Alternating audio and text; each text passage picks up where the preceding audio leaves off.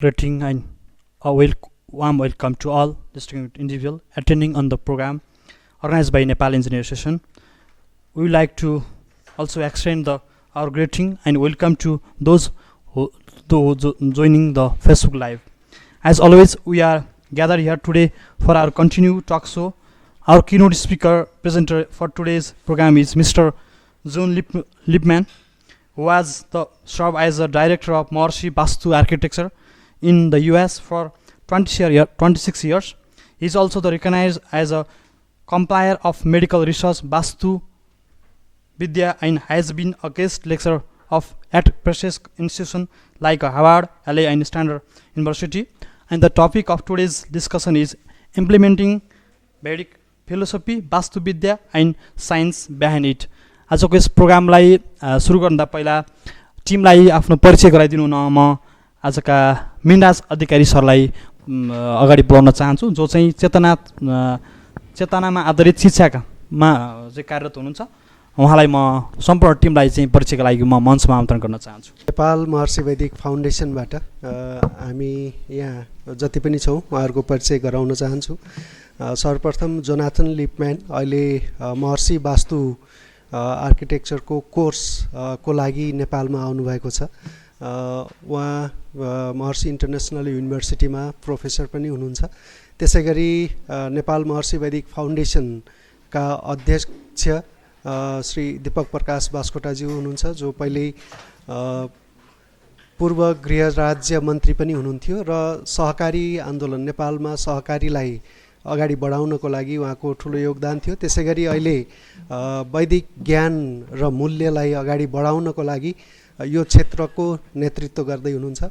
त्यसै गरी हामीसँग हुनुहुन्छ अन्तर्राष्ट्रिय वक्ता, स्पिरिचुअल लिडर भन्न सक्छौँ, चिन्तामणि नाथ योगी हामीसँग हुनुहुन्छ। हामी धेरै प्रोजेक्टहरूमा सहकार्य गर्दै अगाडि बढिराखेका छौँ। यसले पनि हामीलाई के दिएको छ भने मन मिल्ने र उद्देश्य मिल्ने ग्रुपसँग हामीले धेरै सहकार्य गरेर यो जुन वैदिक वाङ्मय र जुन ज्ञान छ, वैदिक ज्ञान छ, यसलाई अगाडि बढाउनको लागि हामी सहकार्य गर्न तयार छौँ र गरिरहेका पनि छौँ। त्यसै गरी we have here international directors for Nepal from global country of world peace, Raja Dr. Kingsley Brooks, as well as Mother of Domain Dr. Leslie Brooks. They are appointed for different countries in Asia and Europe also to spread this Vedic knowledge, which is restored or revitalized by Maharishi Mahesh Yogi, which is mainly governed by global country of world peace.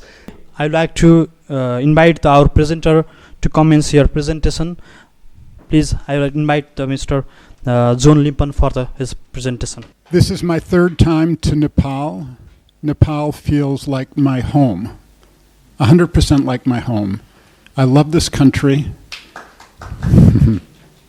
And I want the whole world to know that this is a very special home of the Vedic technologies, a place where Veda is alive, and it is simultaneously a country that is squarely in the 21st century, and where engineering is state of the art.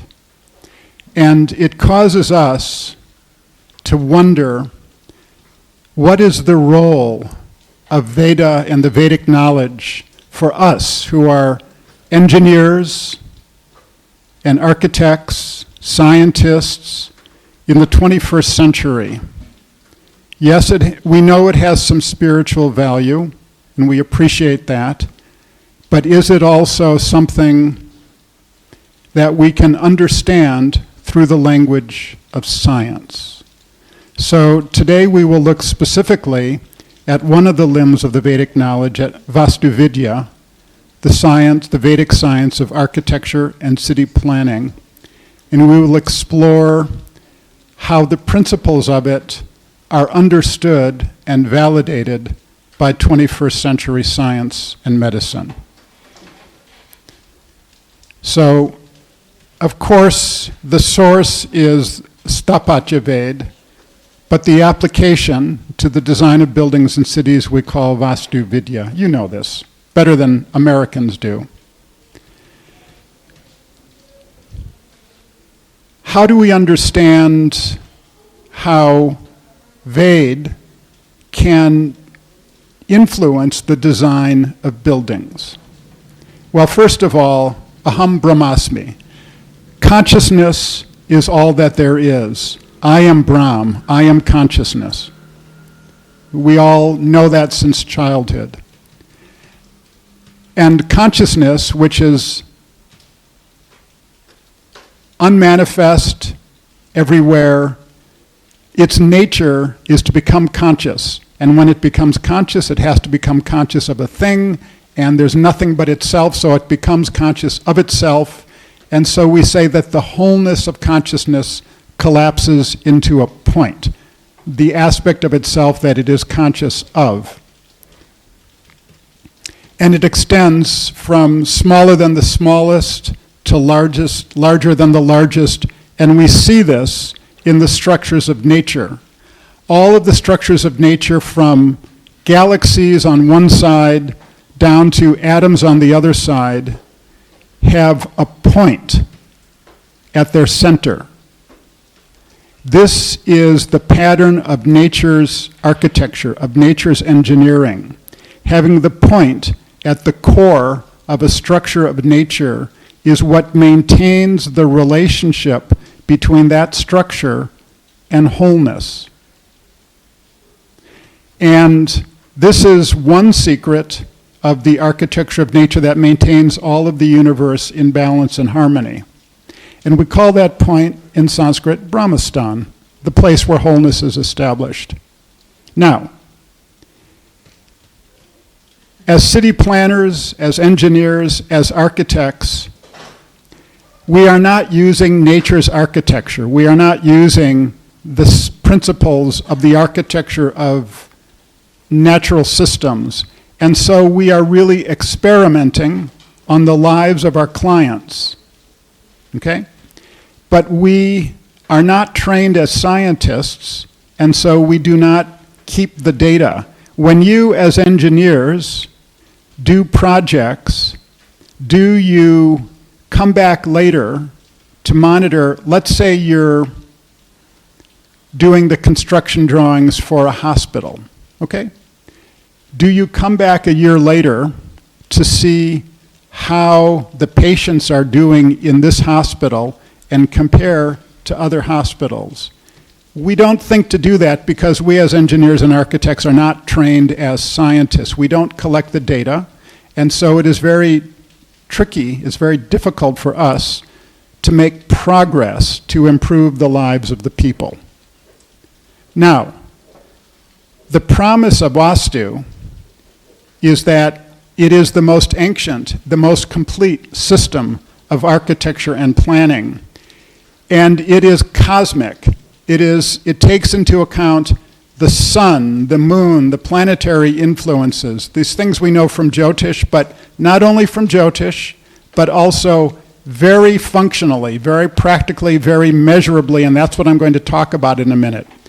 And it is based, the architecture of Vastu is based on the architecture of planet Earth, and planet Earth's primary architectural qualities are that it has a north pole, a south pole, and equator. And Vastu architecture takes that into account. I'll explain how. And the result is that it connects individual intelligence with cosmic intelligence, individual life with cosmic life, so that Aham Brahmasmi becomes a reality when we live in buildings that are designed this way. But how does it happen? I can say these are just platitudes. How do we make this happen? That's what I want to talk about briefly. The Vedic literature describes that when you do these things correctly, when you integrate real laws of nature's architecture into the architecture of our buildings and cities, that the buildings then and the cities will create influences of promoting good health, physical health, mental health, of happiness, of family harmony, of success, which is so important to us as we work, and growth towards enlightenment. How can the design of a building or the design of a city possibly create these effects on people? That's what I will address now. Now, there are many practices of Vaastu, all across India, all across Nepal. Vaastu is an ancient science. It's originally thousands of years old, and over that time it has become fragmented. We know the name Maharshi Mahesh Yogi. Minraj referred to him when he gave his presentation, and he dedicated his career to identifying the accurate practice of the Vedic technologies. Why accurate? Because Ved is total knowledge. And if something is a manifestation of total knowledge, then you have to practice it correctly to have the effect.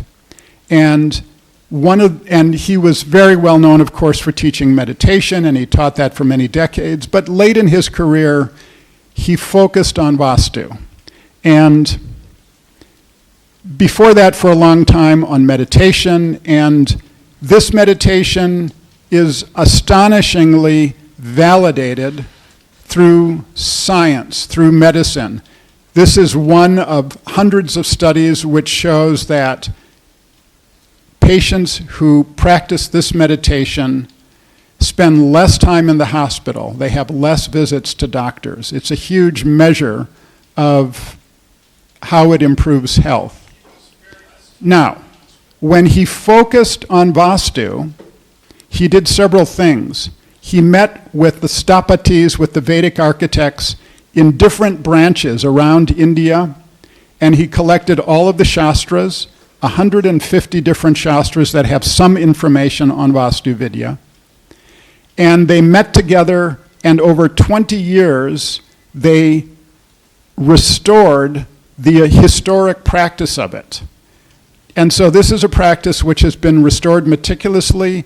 It's standardized according to Shastra. When architects of this kind of Vaastu that Maharshi described, which we then identify by putting his title in front of it, so we call it Maharshi Vaastu, the practitioners have their work reviewed by somebody else, and then a second time, 2 levels of peer review, so it's very accurately done. The practitioners are all licensed architects.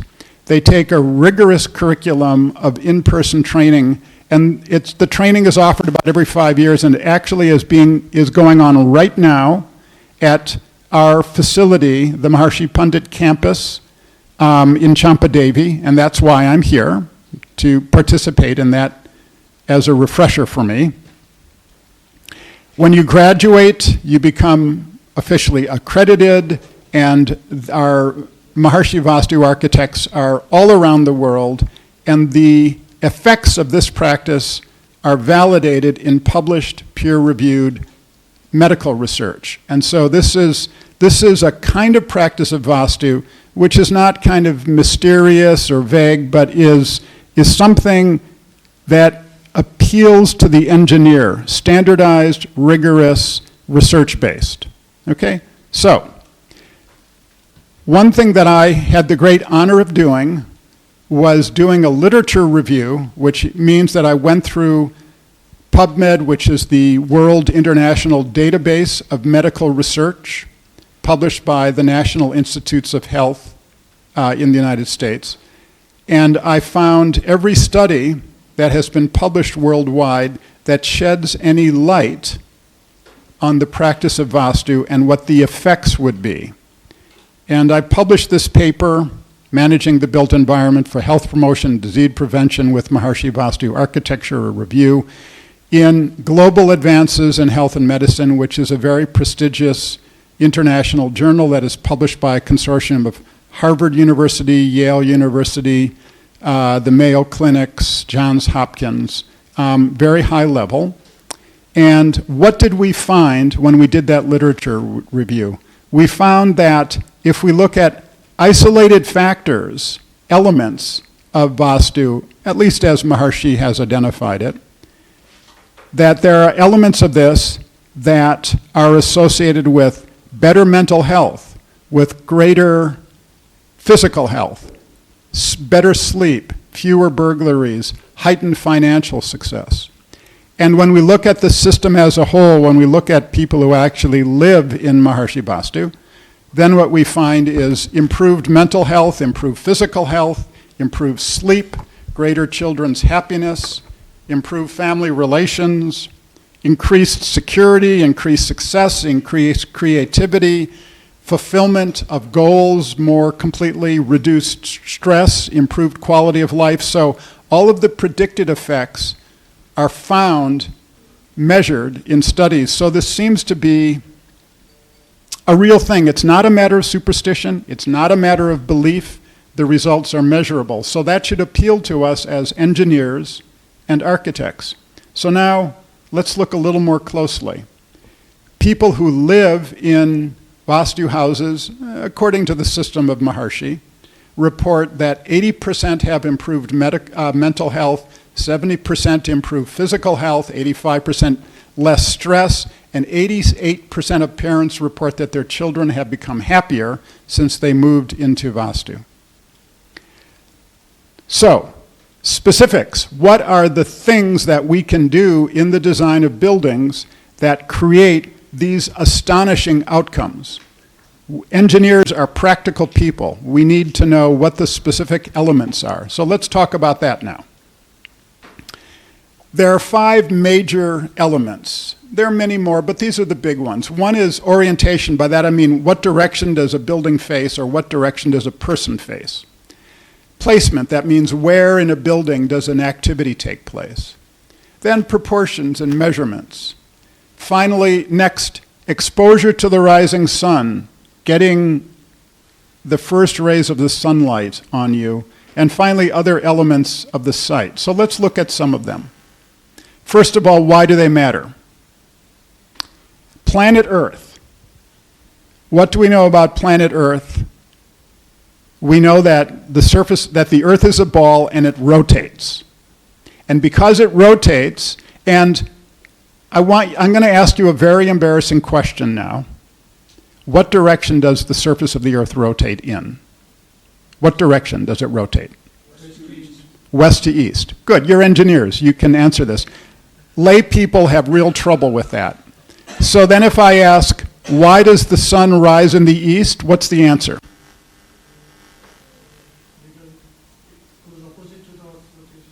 Yes, the Earth is rotating to the east, and so celestial bodies appear to pass overhead from east to west.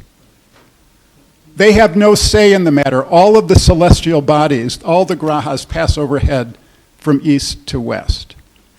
Now, the sun is the most powerful influence of natural law on the surface of the Earth.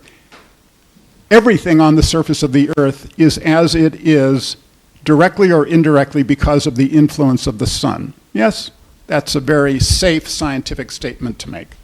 I'm keeping track of my time. So we can say that the sun is the most powerful influence of natural law on the surface of the Earth. And the sun comes at us from the east. So we can say, very scientifically, that natural law comes at us from the east. Okay? We never stop to think about it, but it's obviously true.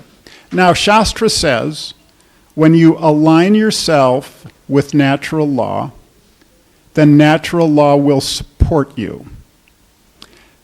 How can we literally align ourselves with natural law if natural law comes at us from the east? Any suggestions? Okay, I'll make a suggestion. We can face east. Okay? Very straightforward. We will examine the research in a minute, but this is the Vedic reason why it makes sense that there should be some special effect from facing east, because then we're aligning ourselves with natural law.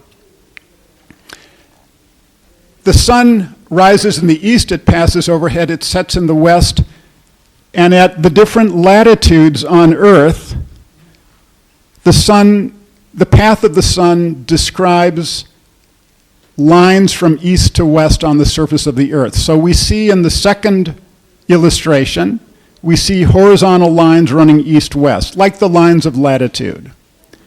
So those lines represent the primary path of natural law across the surface of the Earth. I'm being very methodical and scientific here.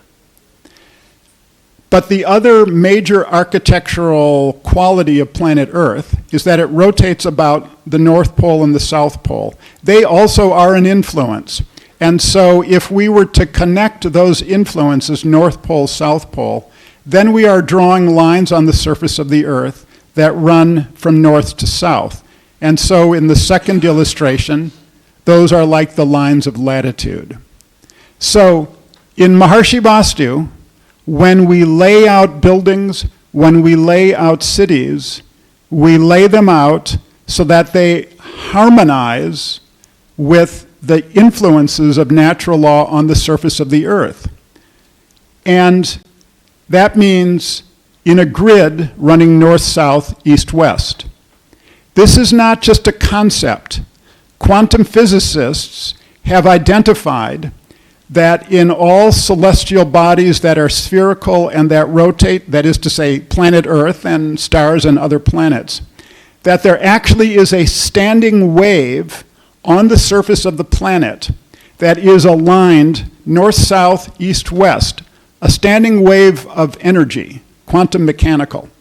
And so we can visualize when we, as engineers and as architects, have the requirement to build structures on the surface of the Earth, if those walls do not align with cardinal directions, do not align with north, south, east, west, then maybe we are creating some local interference patterns that might have an effect upon coherence of thinking. I'll show you the research in a minute because this is a real thing. Right now I'm describing what it could be. So, the first elements of orientation to do with Vaastu are that the preferred direction to face is east and that the walls should align with the cardinal directions. Okay? Now, Shastra actually tells us what the effects are of buildings if they face any of the 8 directions, north, south, east, west, north, and the diagonal directions. And many of you probably know that Shastra says that the most nourishing influences are gained when a building faces east, that's to your right, but north is also good. East is an influence of enlightenment, affluence. North is an influence of prosperity and happiness. And the worst is south. South is associated with all problems and suffering. Now, this really sounds like superstition. Am I right? How can you graduate from a civil engineering program and believe any of these things? Okay, so let's look at whether they are real. Either you can measure them and they're real, or you can't measure them and they're not real, right? We are engineers, we're scientists. So let's look. This is one study that looked at mental health and the frequency with which people had reported, how severe they reported they had financial problems. I won't actually analyze the chart. I will simply tell you that when east and north were compared to south, that is the best and the worst, it was found that the people who live in east and north facing houses score better on a standardized mental health test and report fewer financial problems. And if they live in a south facing house, more financial problems, worse mental health. Measurable. And these are people who know nothing about Vaastu Shastra.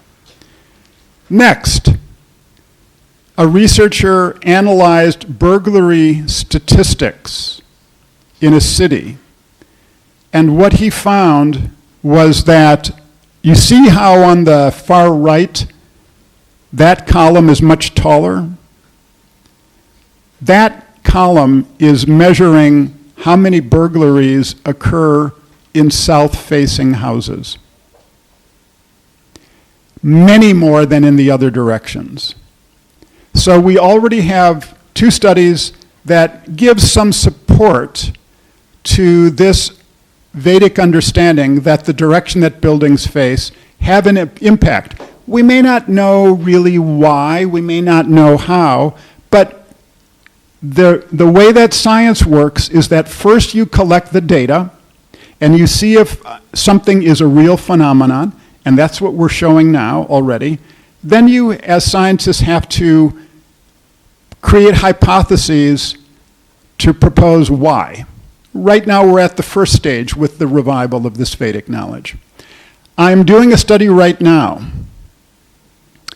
I am looking at, the term is premature mortality. That means whether people die before they are expected to, before their life expectancy. And I am correlating premature mortality with the direction that people's houses face.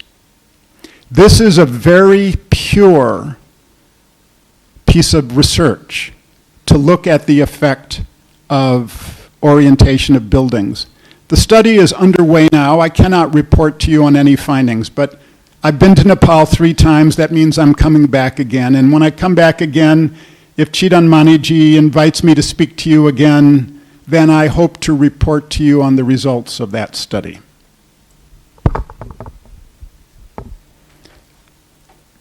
Before I go to the next slide, the next area of orientation is not just the direction that buildings face, but it's the direction that we face.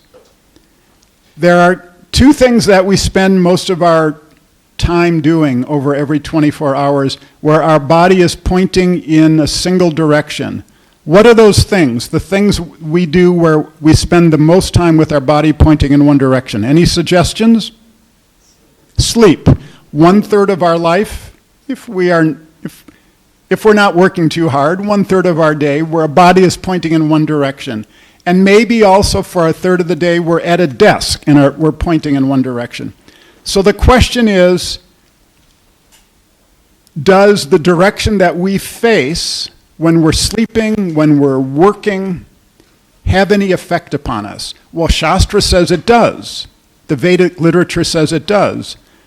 But we are objective people in the 21st century. Is there any data? Why should we believe this ancient superstition? So, here's the data. In my literature review, I found 4 published studies done over 40 years on 3 different continents that looked at different markers of physical and mental health among people who were sleeping, pointing in different directions. I have no idea why these studies were done. Most of them were not done by people with any obvious association with the Vedic tradition. But what were the results? In every case, in all 4 of these studies, whatever they were researching, the results were better results if your head, and I mean pillow, if the pillow is to the east or the pillow is to the south, worse results pillow to the west or north. Now, many of you who were raised in Hindu families, your amma probably told you, never sleep with your pillow to the south. Never sleep with your feet, never sleep with your feet to the south. Am I right? Anybody, some of you were told that by your amma? Yes. So the Vedic literature says sleep head to the east, that means pillow east or south, and never west, especially never north. So what did the research find? Well, these are the 4 studies, and you can't read all of this while we're sitting here. It's all on the website. The link to the website is on most of the slate. So anybody who wants to read the research, just look for the URL at the bottom of many of these slates. But let me tell you what they found. All of them found whatever they were looking at, whatever physical or mental health marker they were looking at, that they got better results among subjects sleeping with head to the east and south, and worse results with subjects sleeping with head to the west and north, including such things as behavior, serum cholesterol level, mental health, general health, family cohesion, financial problems, heart rate, systolic and diastolic, blood pressure, serum cortisol, and brainwave frequencies. Such a huge range of markers of physical and mental health, all vary depending on the direction that people face when they sleep, and all as predicted by Shastra. Now, do the physicians understand why? There are working hypotheses for what's going on in the bloodstream when the body faces different directions. It has to do with the rotation of the Earth, and it has to do with the North Pole and the magnetic North Pole. And these hypotheses, medical hypotheses, might account for these results, but they haven't specifically been tested. The stage that we're at right now is that we've collected data, and the data is very convincing. Now, how about when we're seated and we're working? Well, Vaastu recommends that we face east or north, not south, face east or face north. What direction am I facing right now? Can anybody tell me? West. I'm facing west, so you're facing east. Well, that's good.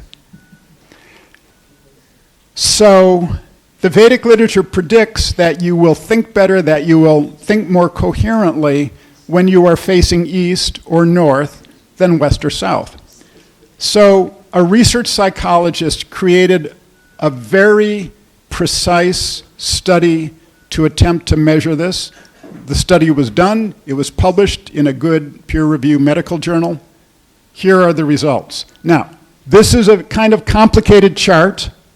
Again, it's all on, see the URL at the bottom, research.miu, Maharshi International University.edu, and then go to the Institute for Vedic Architecture. And there you can download the study, all of these studies. So let me just give you the quick summary. What this research did is they had people sit at a table, one person at a small table, 4 chairs at the table. One chair faces north, one faces south, one faces east, one faces west. And in front of them, at each of the 4 seats, was a mixed up jigsaw puzzle. You know what a jigsaw puzzle is, where you put little pieces together? And they were told that this was a study to see if you do a task repeatedly, whether you get faster. That's not really what was being done, but it's always good to tell your subjects that the study is about something different, because then they're never biased. Good. Thank you. So randomly, they were asked to sit at any of the 4 directions, do the puzzle. They were timed. The results were that on the bottom, we see that if they were facing east, they finished the puzzles fastest. If they were facing north, a little slower. If they were facing west, slower yet. And if they were facing south, they finished the puzzles the slowest. So if we, as engineers and architects, want to be efficient in our work, we should take out a compass. We should find out what direction our desk faces. Okay? This is very practical information. But they did more in this study. There's a concept which is called brain coherence. I'll give you just the briefest of description of it. I won't explain what brain coherence is, although it's a measurement of how the brain waves in different parts of the brain across the whole cerebral cortex are operating in harmony with each other, going up and down together. Normally, there's no coherence at all, but sometimes there's coherence. The degree of coherence across the whole cerebral cortex is called brain coherence. Why is it significant? Because studies have found that the more brain coherence you have improved neurological efficiency, increased moral reasoning, increased creativity, increased intelligence. you're better able to learn. If you're a student, you have an improved grade point average. You have greater emotional stability. You have less anxiety. You have less neuroticism.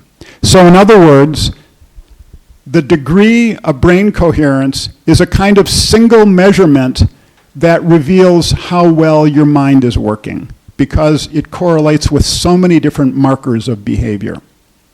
So, now that we're introduced to brain coherence, let's go back to this chart.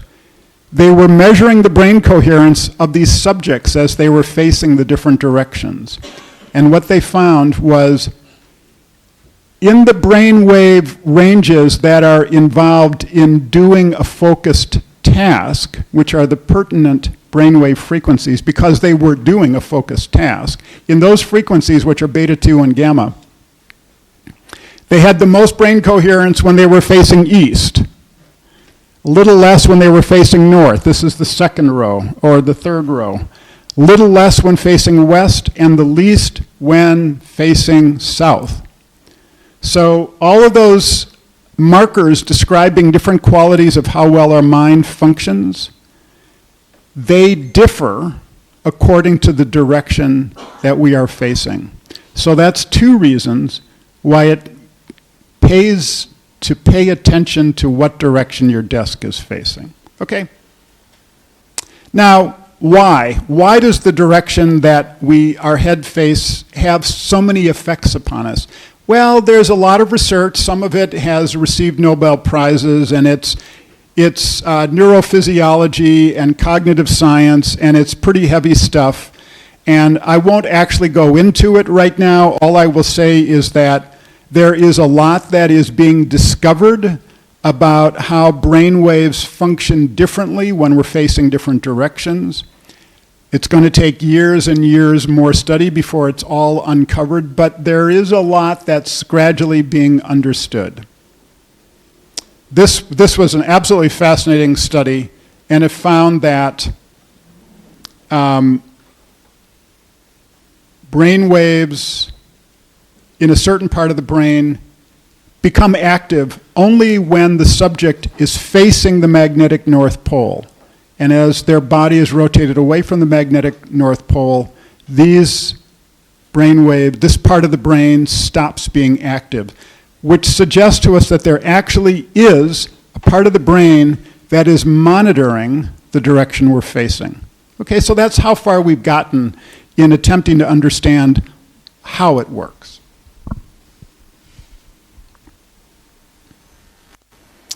One more, let's see. I should finish when? Tell me when I should finish. 10 minutes. 10 minutes is good. Another element of Vaastu is we understand that there is a particular benefit from the rays of the sun at sunrise. It's a bit of a problem in Kathmandu because you may have noticed you have mountains to the east, so sunrise is delayed here. That's why the facility that Kingsley and Leslie just built is high up on the west side near Champadevi so that it gets the first rays of the sun. Now, I found 5 different studies. Again, they're all, you can go to this URL and actually see what they say, that compared health effects from exposure to east light versus west light. And every study found greater health benefits when one is exposed to morning light versus afternoon light.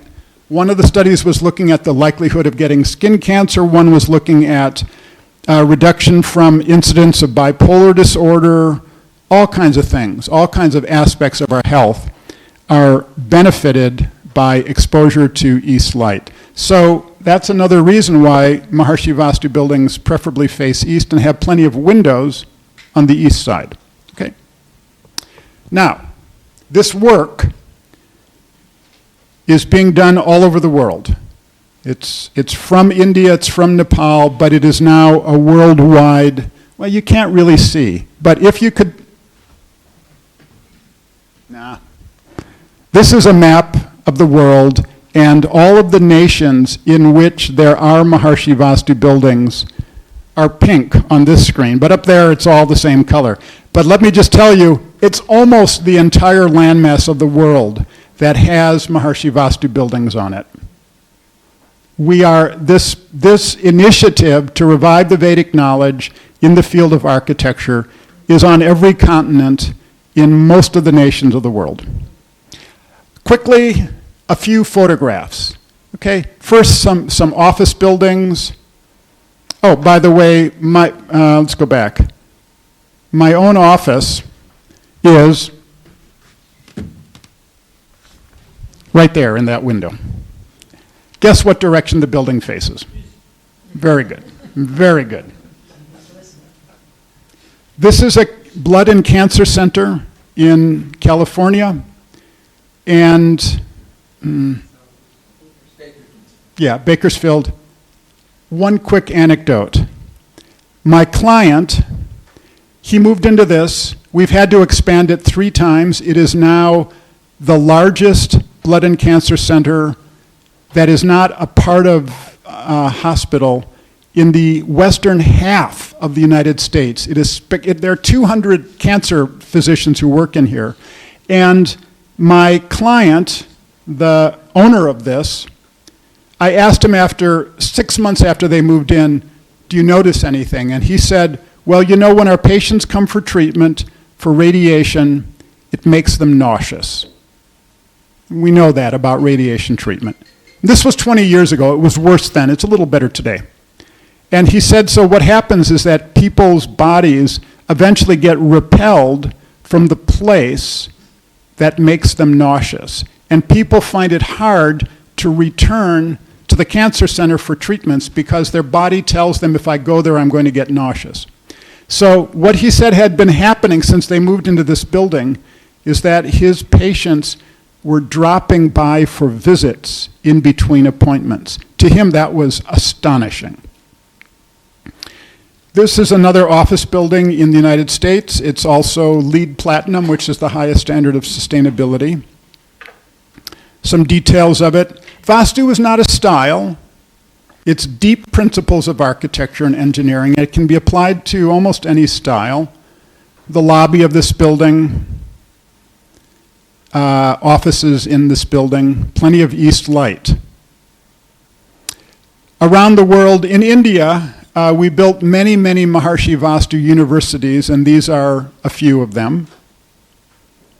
In Thailand, we built a large complex of Vastu buildings. It's a school for young girls who are orphans and homeless, and they get adopted into the school, and they learn to meditate, and they become wonderful, healthy people.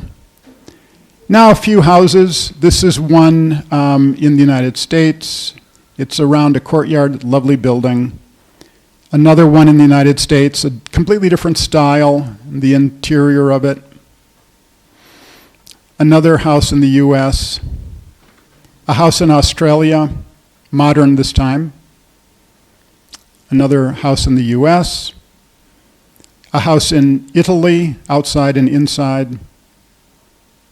A house in the US in the classical, Western classical tradition. A rendering of a large house in Europe. And this is a house in the Vedic style. Most of the work we do is in any style that the client wants, but this is very much in the Vedic style. It's in Europe. Another one in Europe. We've built a lot of Maharshi Vastu buildings here in Nepal. Here are a few of them. This is under construction right now. It will be an Ayurvedic retreat. Kingsley and Leslie are building it, and I'm very pleased that they are bringing this. Here is a photograph of construction underway. Here's a school in Dang, which Chitan Maniji is very connected to. And the school here in Kathmandu. And this is our Leslie and Kingsley's and Dr. Baskotaji's offices here in Kathmandu. And quickly, planning. We really make a mess of our cities. We do not improve the quality of life in cities as they continue to grow. We all know that. It's a very embarrassing thing about being an engineer or a planner or an architect. And yet the world is my family. We should be able to take care of our family. I'm almost out of time. I don't think I'll exactly explain this scientific principle, except to say that there are phenomena in nature whereby if all of the elements within a structure can become aligned with each other, then that structure becomes invincible. We see this in physics. And this has a direct correspondence to something we call the Maharshi Vaastu effect. We look on the left at an incoherent city, streets running every direction, buildings facing every direction. We look on the right at a city which is aligned to the cardinal directions. The buildings have proper orientations. It's built on a grid. Such a city with proper orientation and some other elements of Vaastu city planning becomes invincible. What does that mean? We never say that things are invincible, but I'll describe it in just a minute. Here's a concept for a Maharshi Vaastu gridded city with a central space, a Brahmastan, as I mentioned at the beginning, that we find in the structures of nature, present at the center of the city. Some examples.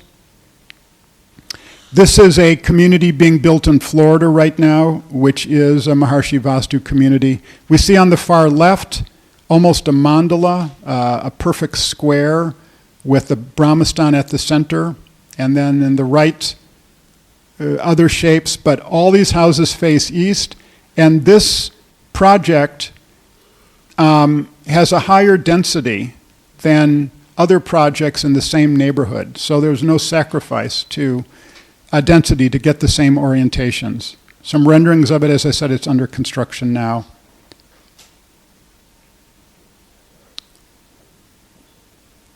This is a community in England. The lower right is complete now. The upper left portion is under construction right now. Here we see an aerial photograph of the part that has been completed. And if you compare it to the rest of the community, you can see it is coherent. It just radiates coherence compared to the rest of the city. Some of the buildings there, the houses, the apartments, they're all in the style of this part of England. This is a Vaastu community near where I live in the United States, houses and townhouses. And this is much closer to home, the Pandit campus in Champadevi, just completed about 2 years ago. Another Pandit campus under construction now in Japa. Our university in the United States. Here you can pick out the Vaastu buildings, which I had the great honor of designing over the last 20 years. Now, I mentioned invincibility, and I think this is the last thing I'll say. We're just about up to our 10 minutes. Maharshi claimed that if you design cities like this, they become invincible. What does it mean? What does it mean to be invincible? The only person who's invincible that we know of is Superman, and he's imaginary. But what has happened over these 25 years that we've been doing this revival, is there have been a number of cases where there have been fires, forest fires, brush fires, or tornadoes or hurricanes in the immediate vicinity of Maharshi Vaastu communities. And in every case, this natural disaster comes right up to the community, and then it swerves and it goes around it. In this case, that community I just showed you a minute ago, a brush fire that you saw on the last slide was coming towards this corner, and just before it got to it, the wind changed direction, went past it, then it changed again, and it continued. And we find this again and again. Now, what is the basis scientifically? Well, we know about this Meissner effect, about how structures made of coherent elements resist negative outside influences. It's a real phenomenon in physics, and it can be a phenomenon in city design. That knowledge is there in the Vedic literature. And we should use that knowledge so that hayam dukam anagatam, that we avert the danger that has not yet come. That is our responsibility as citizens of Nepal, as citizens of a Vedic civilization who are engineers. We should use this ancient knowledge integrated into our practice and improve the lives of our clients. I'm out of time. I'll just mention a few things quickly. I mentioned that right now we can sleep with our head in the right direction. We can work or study in the right direction. We can receive exposure to sunlight at around the time of sunrise. We should move out of south or west-facing homes into north or east-facing homes. But the real effect, it's not quite on the screen, is to build or move into a Maharshi Vaastu building. And so I encourage you to incorporate this into your own work.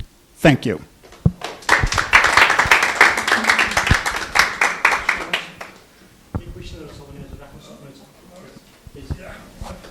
Two questions. Yes. Two questions. You may have been asked this very question many times during your lectures in other places. My question is, you appear to be spread all over the world. Your principles appear to be quite logical and your statistics quite convincing. If so, why has not this science, let's call it, why hasn't this science been made a part of mainstream education in mainstream institutes? That's number one. And my second question would be, we also practice Vaastu here, you see, but there are some people, there are quite a large number of groups who provide consultation on remedies to non-Vaastu complying stuff. What do you think of those?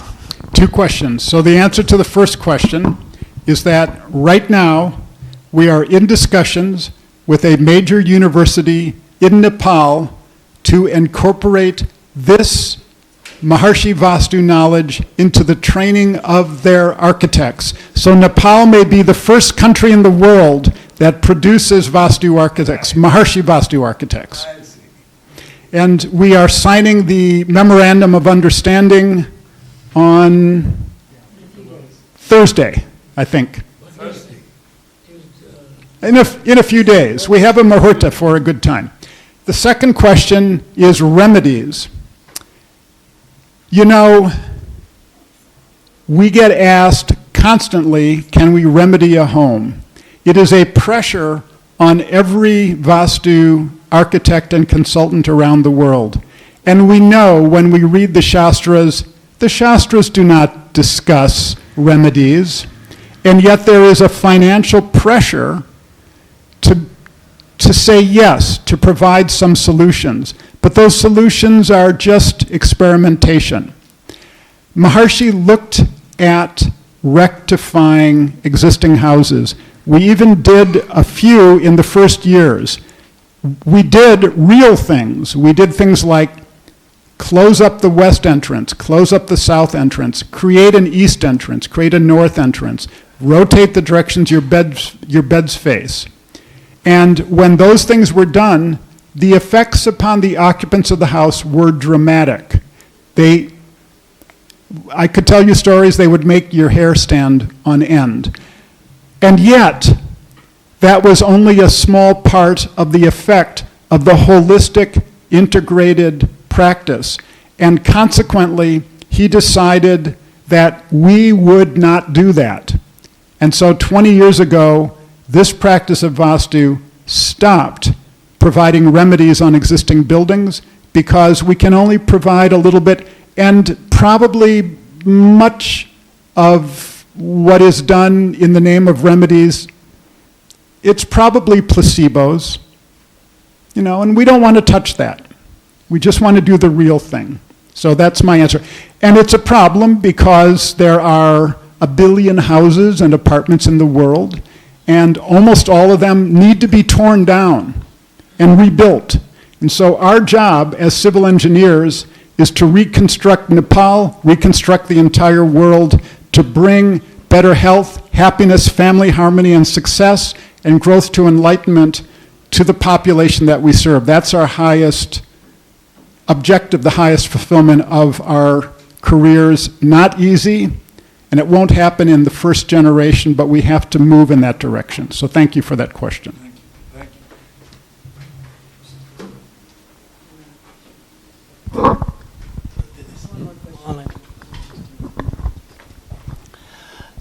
Thank you. Thank you, Lipman, for very enlightening and wonderful presentation.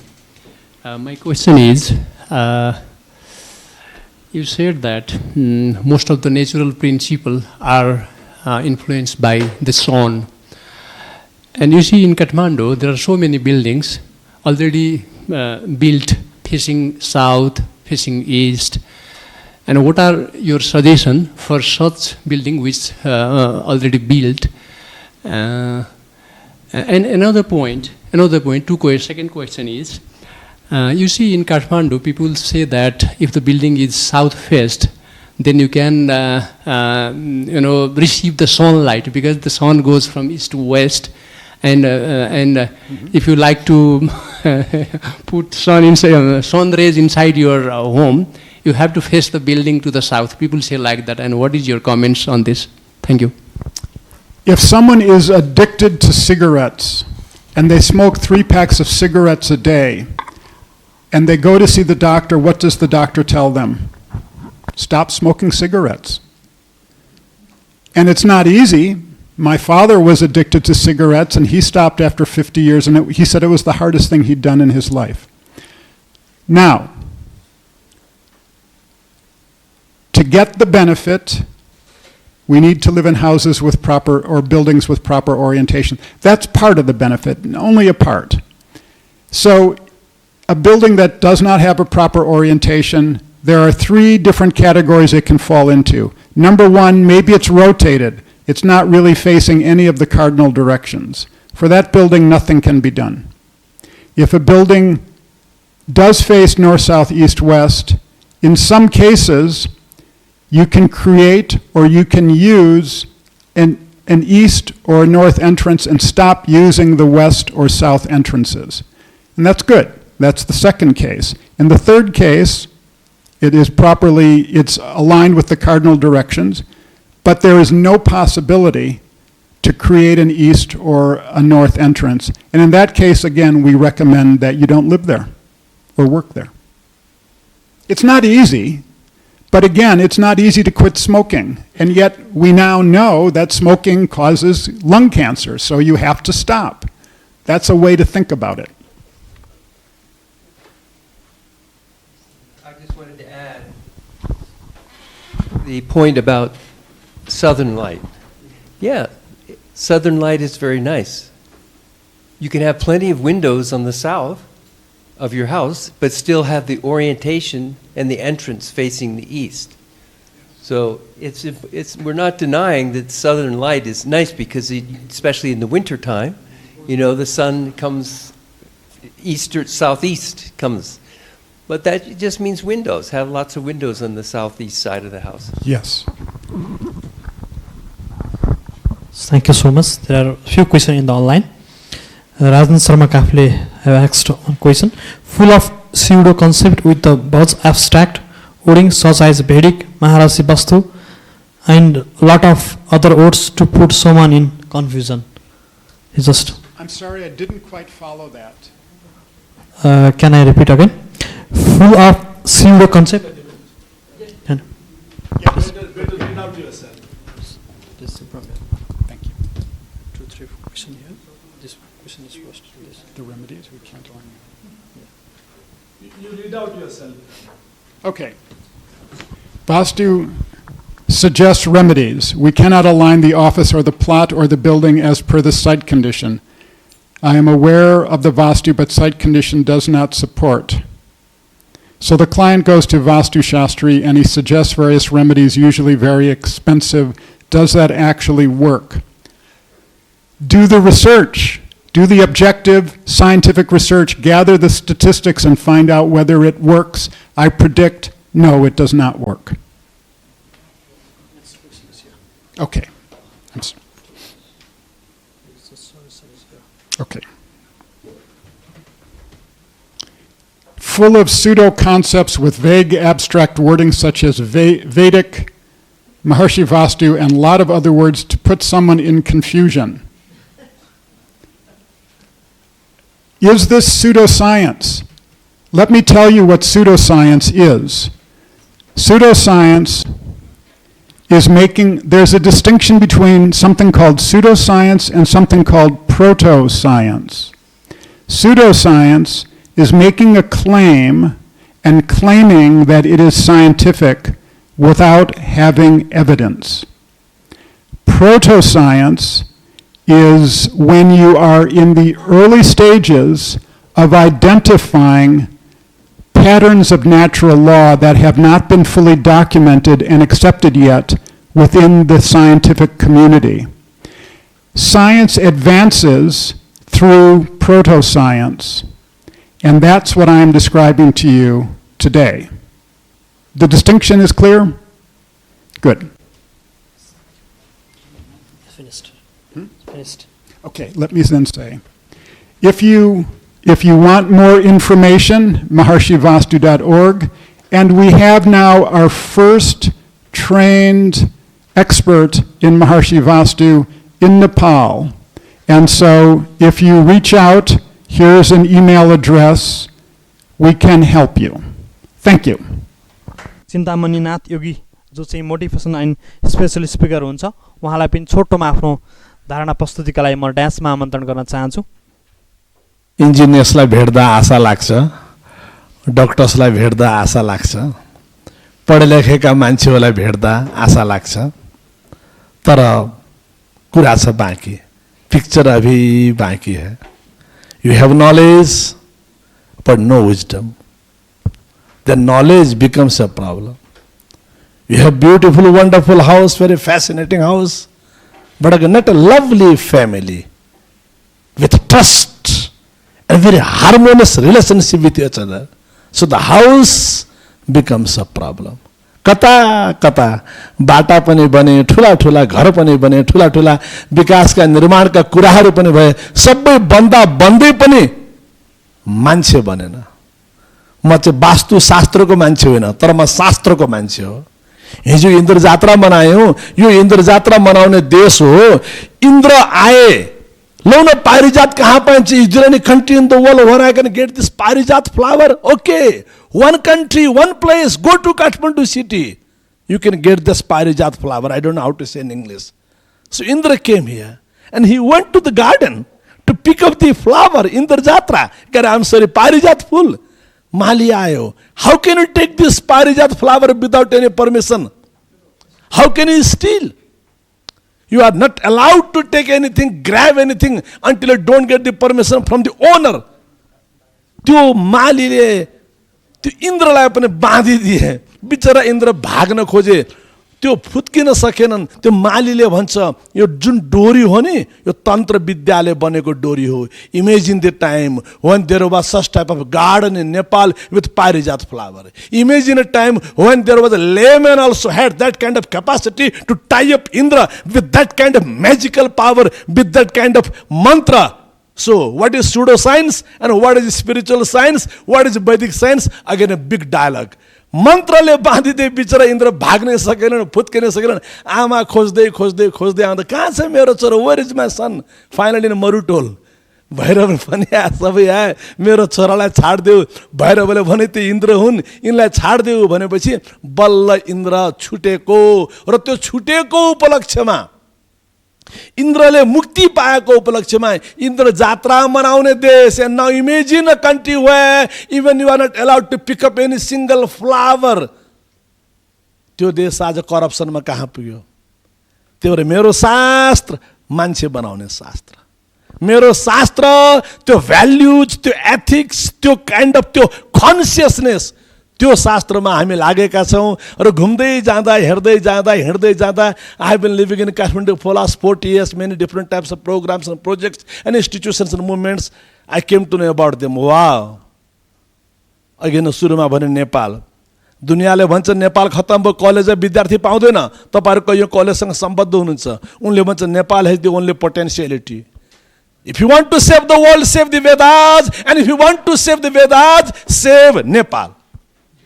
This is what Dr. Kingsley, this is what our Dr. John Lipman, our Dr. Leslie ji, and Adarine Daju, respected chairperson Deepak Baskota ji.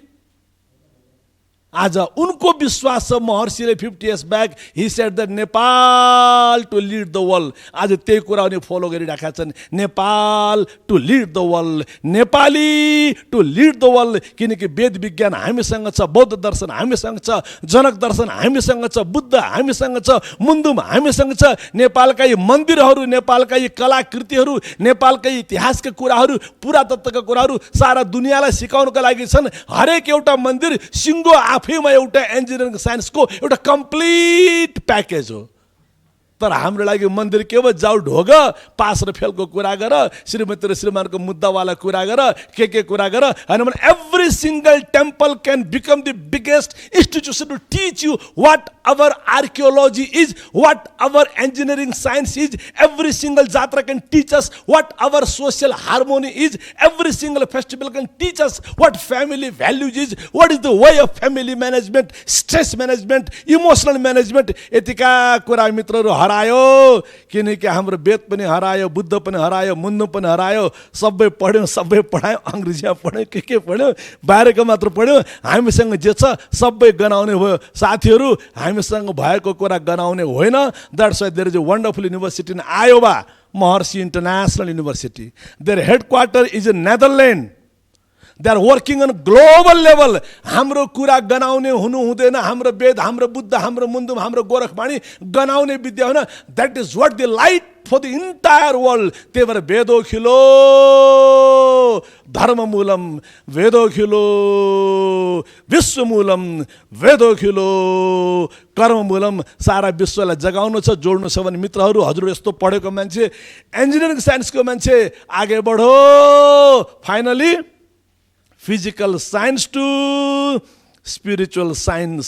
मात्र ल्याबमा होइन, तपाईँ आफै lab हो, भित्र खोज्नुहोस् त यो श्वासको गति के हो, त्यहाँ साइन्स खोज्नुहोस्। सुत्ने बेलाको तपाईँको निद्रा के हो, त्यहाँ साइन्स खोज्नुहोस्। आफ्नो श्रीमतीसँग, श्रीमानसँग, भाइसँग, बहिनीसँग, छिमेकीसँग गर्ने बेला व्यवहार के हो, त्यहाँ साइन्स खोज्नुहोस्। And that can happen if you could go further through physical science to spiritual science, human making science. हामी त्यसलाई चेन्ज गर्नुपर्छ र चेन्ज गर्न सक्छौँ र नेपालले त्यो कुरा दिन सक्नुपर्छ। तपाईहरु सबैसँग भेट भयो, खुसी लाग्यो। दिनेशजी मेरो बहुत पुरानो आदरणीय मित्र, धेरै वर्ष पहिले पनि तपाईले एउटा कार्यक्रम राख्नु भएको थियो र मैले मेरो आदरणीय मित्र किङ्सलेजी उहाँहरु सबै आउँदा मैले भने लौ न त्यहाँ जाउँ भन्ने कुरा गरेँ। आज त्यही प्रसङ्ग भेट भयो। 2 मिनेट दिपक दाजु के बोल्नुहुन्छ कि हजुरले? हामी यो महर्षि अभियानमा गुरुलाई जय गुरुदेव भनेर नमन गरेर बोल्ने, लेख्ने, पढ्ने, भेट्ने काम गर्छौं। मेरो बोल्ने कुरा केही पनि थिएन, छैन। सबै हाम्रो इन्जिनियर जन लिपम्यानले बताइसक्नु भएको छ। यहाँहरू आफै आर्किटेक्ट इन्जिनियर हुनुहुन्छ। यो भाषागत रूपमा टेक्निकल कुरामा मेरो सब्जेक्ट होइन, मलाई थाहा छैन। तर म यति पूर्ण विश्वासमा छु, आजको संसारमा दुःख, दरिद्र, हिंसा, हत्या, आतंक जति कारण छन् त्यसको प्रमुख कारण रङ ओरिएन्टेसन अफ द हाउसेस भन्ने साइन्टिफिकल्ली प्रुभन भइसकेको छ। सुडो साइन्स हो कि के साइन्स हो म जान्दिनँ है। तर यो सबै दुःख, दरिद्र, हिंसा, हत्याको कारण चाहिँ एउटा चाहिँ प्रमुख कारणहरूमध्ये एउटा चाहिँ रङ ओरिएन्टेसन अफ द हाउसेस भन्ने प्रमाणित भइसकेको टेक्नोलोजी हो। को आउनुहुन्छ स्टडी गर्नको लागि। संसारका धेरै के अरे चाहिँ सेन्टरहरू, युनिभर्सिटीहरू तयारी छन् र संसार यो दिशामा लागिसकेको छ। नेपालको यो विधा हामीले संसारबाट यता ल्याउनु पर्ने भइराखेको छ। त्यसकारणले अहिले अब हामीले चाहिँ जानुपर्ने वास्तवमा गभर्मेन्टबाटै हो। यहाँहरू जस्तो इन्जिनियरले नै गरिदिनु पर्ने हो। आज इन्जिनियरले यहाँ हामीले के गर्यौँ, न पढाउँदा पढायौँ, न के अरे इस्टिमेट गर्दाखेरि गऱ्यौँ। अब कताबाट घाम आउँछ भनेर पनि हेरेनौँ, कताबाट उस्ता आउँछ भनेर पनि हेरेनौँ, बाटो कता छ, कति सिमेन्ट लाग्ने, कति रड लाग्ने, कति कोठा बन्ने भनेर मात्रै हेऱ्यौँ। र मैले पुरानो मलाई एउटा अनुभव छ, गाउँघरमा चाहिँ नि यो घर फाबेन बसाइ जाने भयो भन्ने सुनेको थिएँ। यो घर फाबेन, यहाँ धेरै के अरे चाहिँ परिवारको मान्छेहरू सबै मरे, यो घर फाबेन, घर सर्नु पर्यो भन्ने सुनेको थिएँ। मैले 60 वर्ष, म अहिले के अरे 76 वर्षमा हिँड्दैछु, 12-15 वर्ष उमेरमा मैले सुनेको गाउँघरको कुरा भन्दैछु। तर त्यो के रहेछ त भन्दाखेरि वास्तुको अभावको कारणले त्यो घरको मान्छे चाहिँ हिँड्नु परेको रहेछ, दरिद्र भएको रहेछ भन्ने कुरा आज मलाई रियलाइजेसन भएको छ। वास्तु साइन्स ठिक हो कि होइन उहाँहरू त प्रत्यक्ष देखाइदिनुहुन्छ। कोही त्यस्तो अविश्वास गर्ने कोही के अरे व्यक्ति हुनुहुन्छ भने उहाँहरूले चाहिँ हामीसँग वास्तु बिल्डिङ, अहिले पहिलो वास्तु बिल्डिङ अघि उहाँले देखाउनु भयो जहाँबाट हाम्रो एडमिनिस्ट्रेसन चल्छ, त्यहाँबाट पनि उहाँले देखाउन सक्नुहुन्छ। अहिले हामीले 26 रोपनीको कम्पाउन्डमा त्यहाँ बनाइसकेका छौँ। कुनै पनि मान्छे त्यहाँ पुग्दाखेरि उसको बोली एउटै निक्लिन्छ, के हो त्यो। त्यस कारणले अब यसका बारे चाहिँ सबै कुरा नेपालको महत्त्वपूर्ण के थियो चिन्तामणि योगीजीले सबै बताइसक्नु भएको छ। संक्षेपमा सबै ब्रह्माण्डको कुरा बताइसक्नु भएको छ। त्यस्तो देश जसले संसारलाई लिड गर्नुपर्ने हामी अर्कोबाट शासित हुँदैछौँ। त्यस कारणले एउटा साइन्टिस्ट, हाम्रो अहिले यो साइन्टिस्टको टप लिडर महर्षि विश्वविद्यालय अमेरिका, जसको रिसर्च यहाँ देख्नुभयो, रिसर्च त्यसको पनि छ भनेर, त्यही युनिभर्सिटीमा काम गर्नुहुन्छ उहाँ। त त्यसको साइन्टिस्ट हाम्रो यो ग्लोबल एसोसिएसन फर पिस भन्ने हुन्छ, त्यसको प्रेसिडेन्ट जन हेगलेन हुनुहुन्छ। अहिले महर्षि विश्वविद्यालय 51 वर्षमा हिँड्दैछ। त्यो विश्वविद्यालयको कुलपति पनि हुनुहुन्छ, ट्रस्टी पनि हुनुहुन्छ। उहाँले नेपालीहरूलाई भनेको एउटा कुरा सुनाएर बिदा हुन चाहन्छु। उहाँले के भन्नुभयो भने 4 वर्ष अगाडि चाहिँ हामीले यहाँ एउटा सम्मेलन गरेका थियौँ, इन्टरनेसनल कन्फरेन्स वैदिक साइन्स एन्ड मोडर्न साइन्स भन्ने। त्यो सम्मेलनमा उहाँले आएर आउँदाखेरि हाम्रो नेपाली एउटा पत्रकारले, हिमाल पत्रिकाको पत्रकारले इन्टरभ्यू लिनुभयो। उहाँले इन्टरभ्यू दिनुभयो, उहाँलाई सोध्नुभएको थियो तपाईँहरू किन आउनुहुन्छ पश्चिमाहरू यहाँ। त्यो क्वेसनको एन्सरमा उहाँले बडा हाँसेर भन्नुभयो, म त एउटा मोडर्न साइन्सको विद्यार्थी थिएँ र मोडर्न साइन्टिस्ट पनि हुँ। महर्षि महेश योगीले मलाई यो वैदिक साइन्समा अध्ययन गर्न लाउनु भयो र म जस्ता धेरै साइन्टिस्टहरूले स्टडी गऱ्यौँ धेरै वर्षसम्म। र वाट वी फाउन्ड, हामीले चाहिँ के पायौँ भने हामीले पढेको साइन्स भनेको चाहिँ ग्रान्डसन रहेछ, नाति रहेछ। यो वैदिक साइन्स चाहिँ नि ग्रान्डफादर रहेछ, बाजे रहेछ।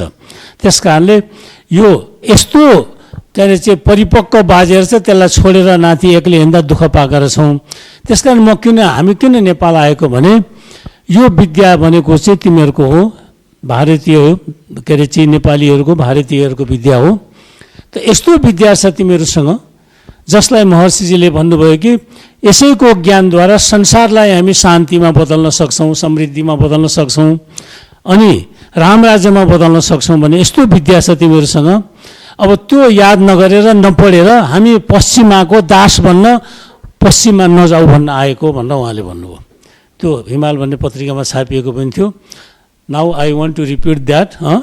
त्यस कारणले हामी हाम्रो देशको सम्पत्ति के हो पत्ता लगाउँ र यसलाई विश्वलाई दिएर विश्वलाई संसारलाई धनी बनाउनेपट्टि लागौँ।